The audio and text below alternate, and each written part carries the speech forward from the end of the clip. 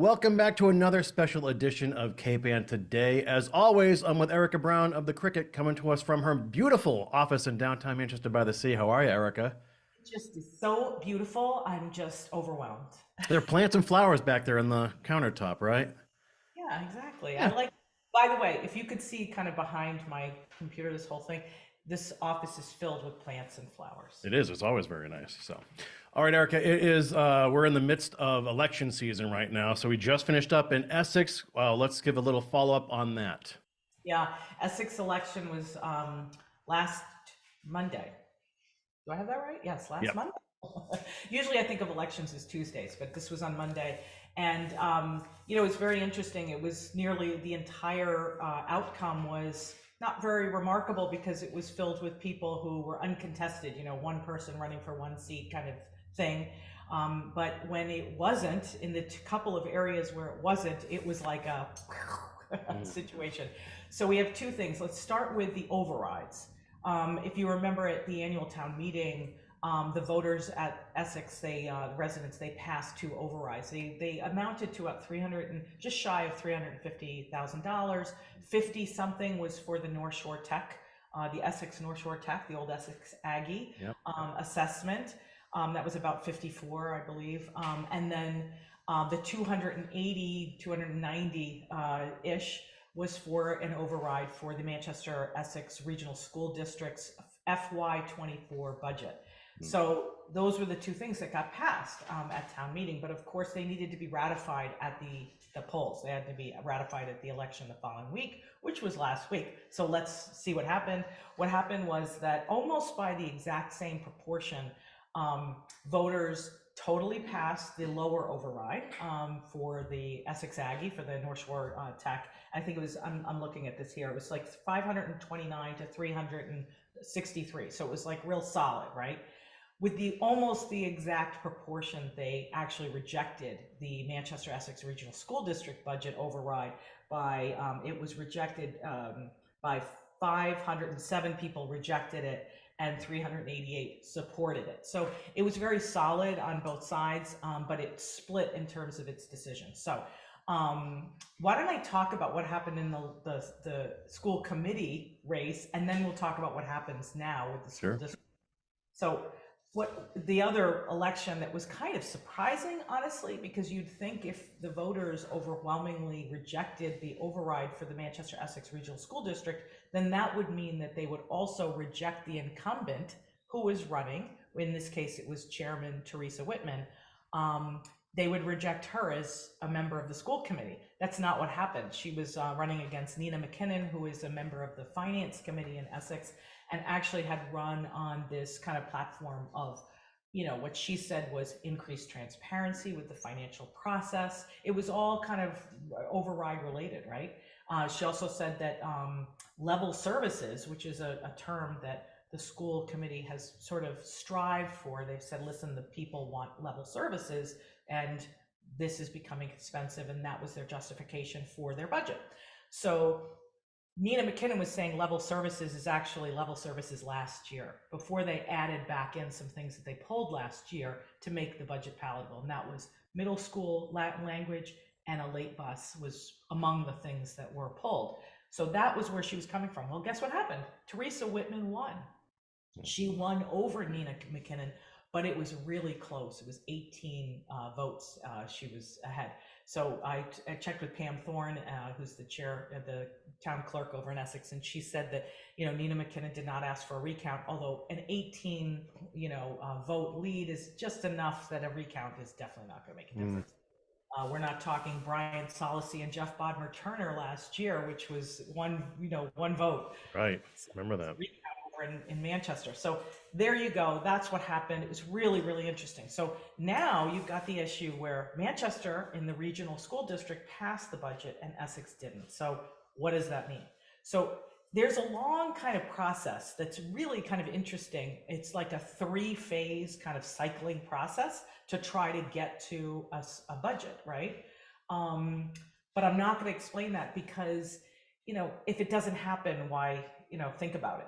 So the next step is that I believe the school district or the school committee has I think it's 20 days now, technically. I'm pretty sure that's what it is, to essentially go back to the drawing board and decide what it's going to do. So that's the next step. And I believe the next meeting is happening this week, where they're going to go back and start to talk about, okay, this was just rejected by the town of Essex. What do we do?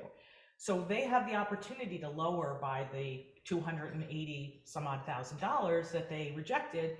The school committee can basically say, okay, let's find that money, we'll lower it. And if they do that, then what happened at town meeting 2 weeks ago was also that the town voted through the budget, but the budget that was without the override. So if they come to the table and say, all right, listen, we're going to take a haircut, we're going to find the money, we're going to cut these programs, here you go, we don't need the override anymore, then nothing is going to be done. That's it. We don't need to go back to the voters, nothing. But if they come back and they say, listen, we really do want to fight for this portion of the budget, whether it's the whole amount of the override or something in between, what's going to happen is they're going to have another special town meeting and start almost beginning at the beginning of Essex. Going to have a special town meeting that takes, I think, 2 weeks to pull together, 14 days, something like that. And then they'll vote on it, and then they'll have a special election. So that's kind of the next stage, right? Yeah. So we'll see next week if the town, if the school district comes through. Gotcha. I hope that wasn't too much information. No, no. Well, there's a lot going on, and I mean, if this one election weren't enough, we have another one coming up in Manchester tomorrow. Yeah, that's been kind of, it's funny, it's been exhausting for me. I'm sure it's been exhausting for the candidates as well. We had a really great forum at the high school a week and a half ago, something like that. Yep. It's been so intense, I forget. But we did that with 1623. It was really, really ran smoothly. It was really good. The candidates came out. We had 2 separate forums. So I'll just say 4 candidates running for 2 slots on the planning board. That's really where the action, quote unquote, is. Like there's a lot of, because there's, 2 people. So you've got Marty Flood and Donna First are the challengers, and they're going against the incumbents, Chris Olney and Susan Philbrick. Now, there's a lot of controversy around the planning board. There's a lot of dust that's been kicked up because of the, a lot of, we've got a lot of issues going on with the planning board, whether it's the MBTA overlay district or recodification or cell signaling coming in. Sorry, that's me, I think. Okay. But anyway, so there's a lot of stuff going on. It wasn't heated, but it was really content filled. Marty First has a delivery style that where I went up to him afterwards. I go, "You're a strong cup of coffee." So anyway, he's a very strident. Let's call him strident personality. He's very declarative. He'll say something was wrong. He'll say the committee made mistakes by doing this, and he would do things totally differently. And I think that rubbed a lot of people the wrong way. But if you listen to the content of what he said, there were some things he said that were incredibly clear and very wow. It felt almost radical to me because people couch how they feel. Like he said things like he would tear down the planes. Like he would tear down, that's the public housing, by the way, something like 50 units over there for elderly housing and it's elderly housing and subsidized, right?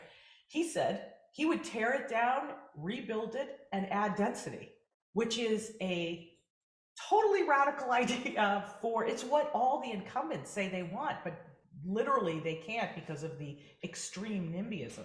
So if he really feels that way, wow, that's a wild thing. But we'll see. Listen, I don't want to spend too much time talking about Marty Flood, but it wasn't as well thought through. Like he didn't have specifics on how that would work. So let's just say that. So there's a lot of room for him to say, well, I didn't factor this in, so I don't feel that way anymore. So anyway, Chris Olney, it was interesting. The other one, I'll move on to the other race. The other race is for selectman, and that was Karen Bennett. One thing that was kind of interesting is she came out and said that she was part of Manchester Matters. But she didn't have anything to do with the flyer that went out, that illegally used the town seal and confused everybody, and was just really a despicable thing to do. And they claim it was a mistake, and that it was just an error. It's part of a technology snafu, and that they didn't mean to be anonymous, which they continue to be 8 months later. So their technology snafu still persists. But anyway, she did come out and say she was part of that. And she's running against Ann Harrison and John Round, who are the incumbents. And there was a lot of interesting talk there too. They talked regional dispatch. It talked a lot of things. I would encourage people to watch the video. It's on YouTube with the 1623 channel. So, and it's also been running, I think, on the television a couple times a day for the last bit. So there you go. That was too much information again. Oh no, that's a lot of stuff. And look, there's even more to discuss here too, because cell signaling is before the planning board now.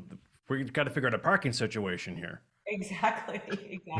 Cell Signaling is the biotechnology company that has purchased for, I think $19 million, the 40-acre parcels. There were technically 2 of them, but it's kind of a technicality that's irrelevant, really.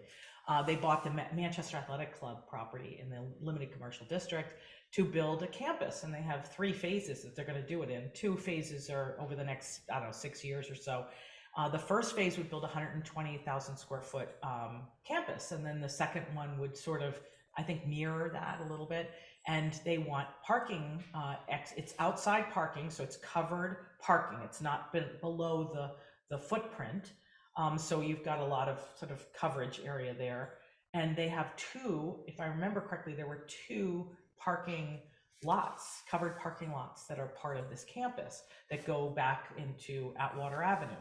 So what happened was they had originally come to the town, and it was contingent on them getting this change of use, remember, in the LCD to include labs. Otherwise, they weren't going to buy the property. Well, they've bought the property now. They own it. They're holding it. And so now they've done all this work on design and everything, and they were planning on going formally before the planning board this month and get off to their start, right? But what happened is they appeared informally before the board because there is a problem with the fact that our zoning in Manchester does not adequately address their parking situation, as you would call it. So the question here, and the reason why this is interesting, is the planning board has to decide, okay, is this a special permit situation? Do we need to change things and go to another town meeting? That's a thing, right? To change our bylaw to accommodate this particular applicant. But one thing is for sure, they're not going to proceed formally unless this is resolved, right? So this is a situation where perhaps they should have thought about this earlier. It's a situation where perhaps, and by they, I mean the planning board and Cell Signaling both. But in any case, they're not proceeded, and by they, I mean Cell Signaling, formally without this getting resolved. So that may put off the project. There you go. Okay. Good. All right, and I'm sure we'll follow up on the Manchester election next week. Erika, as always, thanks for your time. Get some sleep if you can. I know, we got to start talking about things that are fun. I mean, not that wonky, town meeting stuff isn't fun, because it is to me. God knows. I love me some town hall stuff. But next time, let's promise to talk about stuff that's going on around Cape Ann that's like fun and cool. Yeah, it's a deal. Okay, enjoy the day. We'll see you soon. Bye.